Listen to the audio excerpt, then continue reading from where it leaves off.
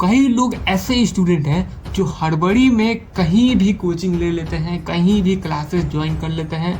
कुछ समझ आ रहा है या नहीं आ रहा है उनको कोई मतलब नहीं है, बस कोचिंग ज्वाइन कर लेना है। तो ऐसा भी नहीं करना है। इससे अच्छा था मेरे भाई कि अपना समय बचा के तुम सेल्फ स्टडी में कूद जाते। ठीक है, तो आज के इस वीडियो में बहुत ही इंपॉर्टेंट टॉपिक पे वीडियो है। ये क्या है इस वीडियो का टॉपिक?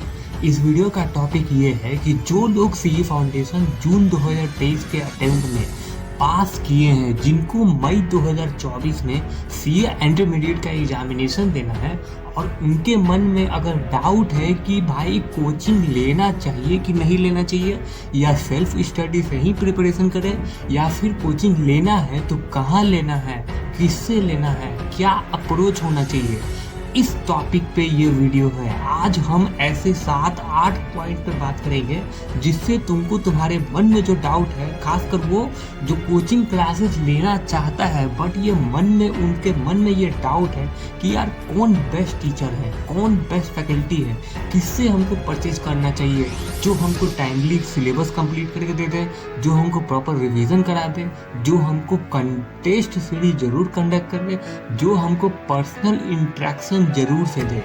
तो चलिए देर न करते हुए इस वीडियो पे स्टार्ट करते हैं। और उससे पहले लाइक करके ही जाना, और ये एक डिस्क्लेमर देना चाहूँगा, आधा अधूरा वीडियो मत देखना मेरे भाई। इस वीडियो को पूरा देख लिए तो तुमको हेल्प ही होने वाला है, कुछ भी तुम्हारा टाइम वेस्ट नहीं होगा, इसकी गारंटी मैं ले रहा हूँ। चलिए सबसे पहले बात करते हैं कि भाई कोचिंग लेना चाहिए कि नहीं लेना चाहिए। मेरा सबसे पहला पॉइंट ये है कि what should be the approach to get a paid classes और अ फ्री क्लासेस। मेरे भाई आज के डेट में फ्री का चीज़ तो कुछ है ही नहीं। टाइम वेस्ट ना करते हुए टॉपिक पे कूदते हैं। सबसे पहली बात यह है कि क्या तुमको ये डिसीजन तुम लिए हो, मतलब कि सबसे पहला पॉइंट ये है कि determination whether you take classes और सेल्फ स्टडी। मतलब क्या तुम सेल्फ स्टडी करना चाहते हो या फिर तुम क्लासेस लेने का डिसीजन लिए हुए हो। मतलब सबसे पहले तुमको ये डिफाइन करना होगा, ये तुमको तय करना पड़ेगा कि क्या तुमको क्लास लेना है या नहीं, और अगर लेना है तो किससे लेना है। आगे के पॉइंट्स में जो बताऊंगा उससे तुमको हेल्प हो जाएगा। और नहीं लेना है तो मेरे भाई सीधी सी बात है, तुम फ्री के चक्कर में हो और तुम सेल्फ स्टडी करोगे। ठीक है, बात है क्लियर।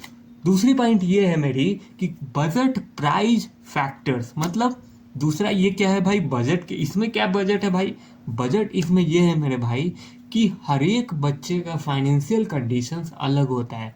हम ऐसा नहीं कर सकते कि हम हर कैटेगरी के स्टूडेंट को एक साथ मर्ज करके उनके हिसाब से कुछ ऐसा डिसीजन या कोई सजेशन या कोई कुछ भी ऐसा बता दे कि भाई सब के लिए यही सही है। नहीं, कुछ लोग हो सकता है जो महंगा पेड कोर्स को अफोर्ड कर सकता है, जैसे कि एसपीसी क्लासेस है, उसके कोर्स का प्राइस हमेशा हाई रहता है। और मान के चलो कि अगर तुम physically face to face classes लेने जा रहे हो तो वहाँ पे तो खड़े खड़े ये है कि 90 से लेकर 1 लाख रुपया कोचिंग का तुमको लगेगा ही लगेगा, इसमें कोई डाउट नहीं है। अदर अलग है, मेस का अलग है, फिर तुम्हारा रहने के लिए अगर तुम कहीं हॉस्टल ले रहे हो तो उसका एक्सपेंसेस भी अलग रहेगा। ठीक है, दूसरी बात ये करते हैं कि क्या बजट है आपका। दूसरी पॉइंट में मैंने अभी थोड़ा सा एक्सप्लेन किया, लेकिन मेन वही बात है, क्या बजट है आपका।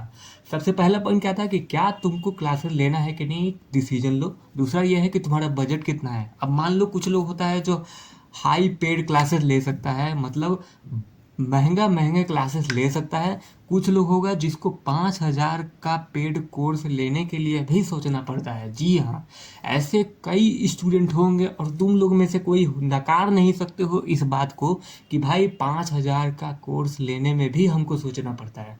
तो वही बात है कि सबको हम लोग एक समान नहीं मान सकते हैं। हर किसी का फाइनेंशियल कंडीशन अलग है, हर किसी का अपना सर्कमस्टांसेस अलग है, तो उस पर हम लोग नहीं जाते हैं। मैंने बात किया कि भाई दूसरा फैक्टर है तुम्हारा बजट क्या है।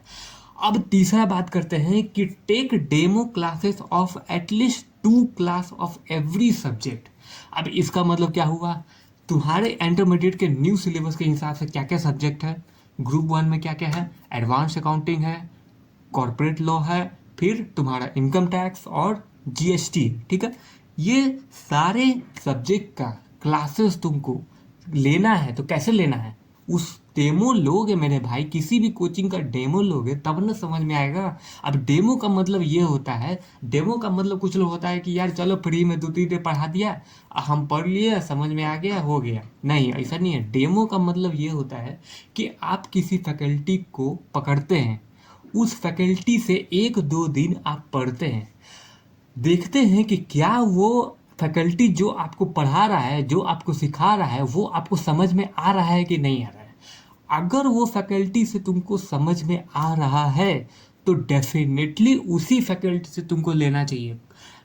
ऐसे कोचिंग नहीं लेना है, डेमो क्लासेस लो, हर सब्जेक्ट का एटलीस्ट 2 दिन का क्लासेस देखो। जिस भी फैकल्टी से पढ़ोगे, जैसे पीडब्ल्यू के तुम पढ़ोगे, हो सकता है तुम एसपीसी से पढ़ोगे, हो सकता है टीम ग्रूमिंग एजुकेशन से पढ़ोगे, या फिर और भी ऐसे बहुत सारे फैकल्टीज़ हैं यूट्यूब पे जिसका तुम डेमो वीडियो देखकर डिसीजन ले सकते हो। तो ये था मेरा तीसरा पॉइंट। अब चौथा पॉइंट मेरे भाई क्या है, टेस्ट मस्ट बी कंडक्टेड। मतलब वह फैकल्टी जिससे तुम क्लासेस लेने का सोच रहे हो, अगर वो फैकल्टी टेस्ट जरूर से लेती है, टेस्ट को प्रीफरेंस जरूर से देती है, और उस फैकल्टी का ये प्राइमा फेसिया मतलब होता है ना, रोल होता है कि वो टेस्ट जरूर लेगी। अब वो टेस्ट बहुत प्रकार के होते हैं, हो सकता है कि टॉपिक वाइज टेस्ट ले, हो सकता है वीकली टेस्ट ले, हो सकता है मंथली टेस्ट ले, या फिर हो सकता है सिलेबस वाइज टेस्ट ले, लेकिन टेस्ट जरूर लेना चाहिए। किसी भी कोचिंग में जाओ तो टेस्ट जरूर लेता हो, इस बात का ध्यान रखना। नेक्स्ट टॉपिक पे आते हैं कि भाई नेक्स्ट पॉइंट क्या है। मेरे हिसाब से नेक्स्ट पॉइंट है मेरे लिए कि course completion before 2 month at least for sufficient revision. मतलब अब देखो, हम लोग बहुत सारे क्लासेस हैं यार, आज तो ऐसा माना गया है कि तुम्हारे पास इतने प्रकार के वैरायटी ऑफ ऑप्शन है क्लासेस को लेने के लिए, जहाँ पे तुम डिसीजन नहीं ले पाते हो कि यार कौन बेस्ट है। आज से 4 से 5 साल पहले गिना चुना फैकल्टी था जो उसी के पास बच्चे को जाना पड़ता था, मतलब कि कुछ फैकल्टी का कुछ साल पहले मनापली था, मतलब उन्हीं के पास आपको जाके पढ़ना है। लेकिन अब ऐसा कुछ नहीं है। अब जैसे जैसे डिजिटली हर चीज़ हो गया है, डिजिटली क्लासेस अब चलता है, अब चाहे वो लाइव स्ट्रीमिंग के माध्यम से हो, वर्चुअल क्लासेस हो, तो इन सभी माध्यम से तुम्हारे पास बहुत सारे ऑप्शंस आ जाते हैं। मतलब कोई भी कोचिंग जा रहे हो, वहाँ पे एक चीज़ का ध्यान रखना कि क्या वो फैकल्टी तुमको कोर्स 2 महीने पहले करा रही है या नहीं। अब कुछ लोग होता है जो कोर्स के नाम पे बोल देता है कि हम 2-3 महीना पहले ही कोर्स कर देंगे, लेकिन भाई जब 2-3 महीना आखिरी का बचता है तो पता चलता है कि भगा भगा के घंटों घंटों आखिरी में 4-4, 5-5 घंटे का एक सिलेबस का मेरे भाई क्लासेस लेते रहता है। मतलब भगा भगा के पढ़ाता है कि भाई जल्दी कंप्लीट करो। और इस सिनेरियो में क्या होता है कि भाई तुम्हारा प्रॉपर रिवीजन हो ही नहीं पाता है, और बचा कुचा जो 1-2 महीने का समय बीतता है तुम उसमें भी भाई नेगेटिव रहते हो, तुम उसमें भी परेशान रहते हो कि ना भाई इसने टाइम पे सिलेबस कंप्लीट कराया, ना टेस्ट लिया, ना ही इसने रिवीजन कराया, तो भाई डामाडोल तो हो गया ना। तो इस बात का ध्यान रखना खास। ये कैसे पता चलेगा, जिस भी फैकल्टी से पढ़ने जा रहे हो, जिस भी फैकल्टी को तुम चूज करने जा रहे हो, चाहे वो ऑनलाइन के माध्यम से हो, चाहे वो ऑफलाइन के माध्यम से हो, चाहे पेन ड्राइव हो, चाहे गूगल ड्राइव हो, या फिर कोई भी माध्यम हो, उस फैकल्टी के पास्ट ईयर के जो स्टूडेंट हैं एटलीस्ट उससे बात जरूर किया करो कि भाई उसका रिव्यू क्या है उस फैकल्टी के रिगार्ड। ठीक है, मतलब उस फैकल्टी क्या वो टाइमली सिलेबस कंप्लीट करती है, और क्या वो रिवीजन देती है टाइमली, या फिर टेस्ट वगैरह लेती भी है कि नहीं लेती है। ये सभी चीज़ों को जानना जरूरी है। अब नेक्स्ट बात करते हैं कि भाई ये तो बहुत ज़्यादा इंपॉर्टेंट है, ICAI material must be covered. अब इसका मतलब क्या है, जिस भी फैकल्टी से तुम क्लासेस लेने जा रहे हो मेरे भाई, छोटा सा वीडियो, अब बस बहुत कम समय में सारे पॉइंट्स क्लियर हो जाएंगे। जिस भी फैकल्टी से तुम पढ़ने जा रहे हो, क्लासेस लेने जा रहे हो, उस फैकल्टी का प्राइमरी रोल है कि नहीं, क्या वो फैकल्टी तुमको ICAI स्टडी मैट कराती है कि नहीं। यह बहुत ज़्यादा इम्पॉर्टेंट हो जाता है इस संदर्भ में कि कई ऐसे फैकल्टी हैं जो अपना नोट्स बना के पढ़ाते हैं। अब वो नोट्स का स्टैंडर्ड क्या होता है, उस नोट्स का स्टैंडर्ड ये होता है कि वो स्टैंडर्ड आपको समझ में आ जाता है। क्यों? उस नोट्स का जो लैंग्वेज है वो इजी लैंग्वेज होता है, वो आपको बहुत कुछ इजीली सब कुछ समझा देता है। अब वही कंटेंट कभी कभी क्या होता है, स्टूडेंट्स सब वही कंटेंट वही स्टैंडर्ड आईसीएआई के एग्जाम में जाकर उगल के आ जाता है।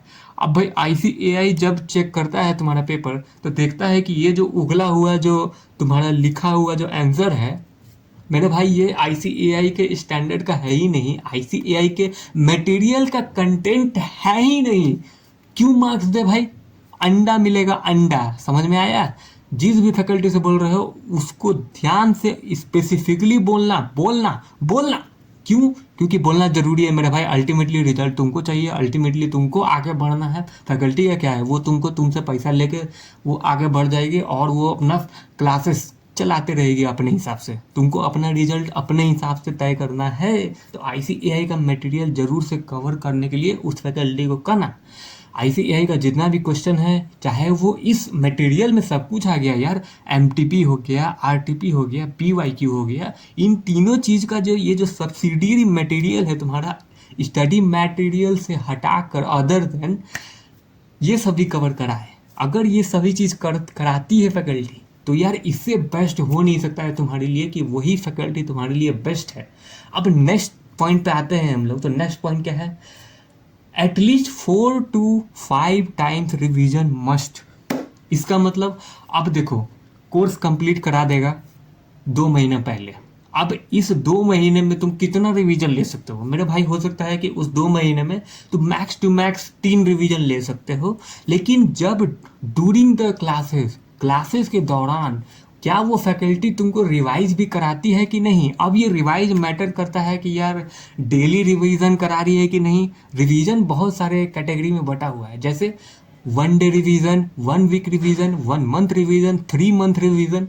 तो इन सभी चीज़ों में बटा हुआ है रिवीजन। और रिवीजन ही एकमात्र ब्रह्मास्त्र है जो आईसीएआई के सी इंटरमीडिएट लेवल को चुटकी बजाते निकाल देगा। मैं वो चीज़ बता रहा हूँ जो आईसीएआई एक स्टूडेंट से डिमांड करती है। तो मेरे भाई कोई भी फैकल्टी हो वो ओवरऑल तुमको 4 से लेकर 5 रिवीजन जरूर करा के दे दे एग्जामिनेशन के डे तक, ठीक है? बाकी तुम पे डिपेंड करता है कि तुम कितना रिवीजन कर लो, 10 कर लो बेस्ट है। तब तो भाई तुमको 90 लाने से कोई रोक नहीं सकता है, 10-12 रिवीजन कर लिए तो। अब बात करते हैं नेक्स्ट पॉइंट जो कि मेरा लास्ट है कि DPP with homework must be given. मतलब क्या हुआ मेरे भाई? वही बात हो गया कि जो भी फैकल्टी से पढ़ रहे हो with in the same day जो टॉपिक वो फैकल्टी पढ़ाया है क्या उससे रिलेटेड तुमको क्वेश्चन प्रैक्टिस कराता है क्लासेस के दौरान ही, और साथ ही साथ उस टॉपिक से रिलेटेड तुमको होमवर्क देता है कि नहीं। होमवर्क करना बहुत ज़्यादा इम्पॉर्टेंट है। होमवर्क करने का कॉन्सेप्ट इसीलिए आया था ताकि जो आप with in the same day पढ़ते हैं वो आपको अच्छे से रिकॉल हो जाए, अच्छे से तुम्हारे इस खोपड़ी में घुस जाए। तो मेरे हिसाब से इस अप्रोच से तुम अगर कोचिंग को सेलेक्ट करते हो तो तुम्हारा ना पैसा बर्बाद होगा, ना समय बर्बाद होगा, ना तुम्हारा करियर बर्बाद होगा, ना ही तुम्हारा और कुछ भी बर्बाद होगा मेरे भाई। ये वो चीज़ था, ये वो पॉइंट था जो तुमको तुम्हारे सीए के जर्नी में ही हेल्प करेगा। आई होप इस वीडियो से कुछ ना कुछ ज़रूर सीखने को मिला होगा, और अगर मिला होगा सब्सक्राइब करके ही जाना, लाइक करना मत भूलना। चलिए वीडियो को यहीं समाप्त करेंगे, तब तक के लिए जय हिंद।